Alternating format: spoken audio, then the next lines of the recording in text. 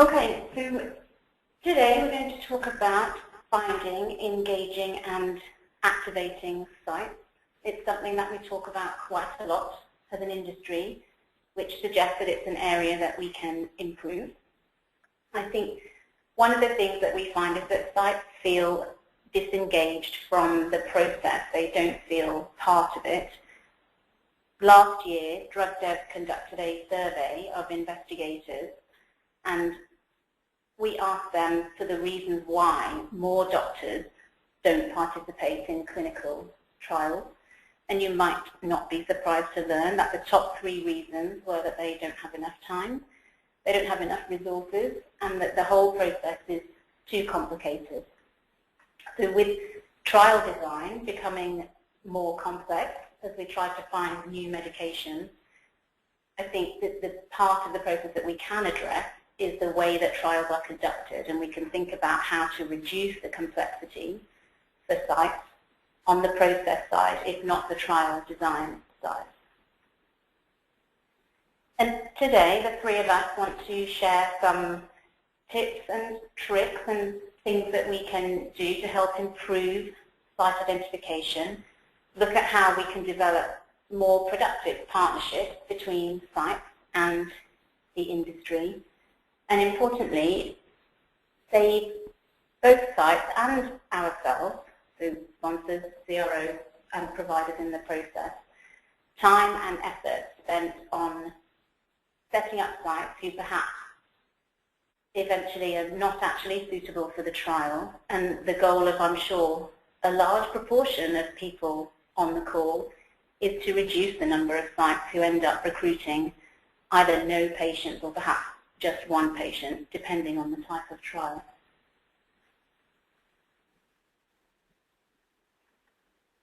So we're going to look at some challenges of finding sites, and we do have a poll question on that, and then some best practices, both for finding sites and activating them.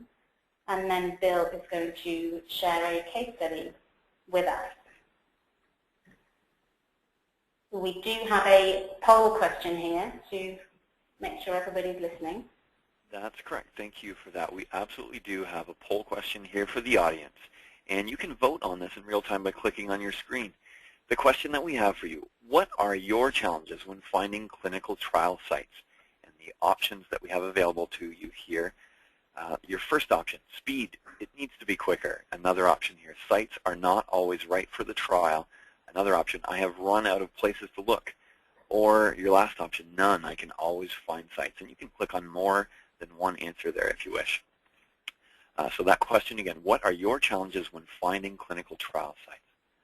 All right, it looks like most of you have voted right now. You can get your last clicks in because I'm going to be closing polling now and sharing the results with you. And there we have it. The most popular answer was sites are not always right for the trial. Your second most popular answer was speed. It needs to be quicker. That was followed by I've run out of places to look. And your least popular answer there, of course, was none. I can always find sites. So with that, Kirsty, I'll hand back the mic to you. Thank you. Well, I'm delighted by the response. So this concurs with the feedback that we've had and the challenges that are reported to us. Although appropriate sites is at the bottom of this slide, it's certainly something that we hear a lot. Exhausted resources, whether that's the data that you're relying on, so the places that you can go to look, or whether it's the people who are looking for sites who might also be exhausted. Then time, so there's always time scale associated with the trial, trying to start site identification as early as possible to give yourself the maximum amount of time.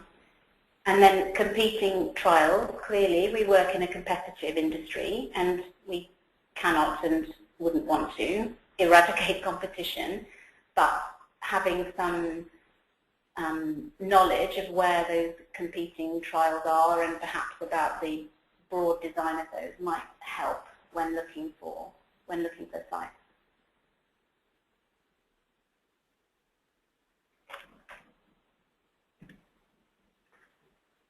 I wanted to talk about some best practices for finding sites. Excuse me.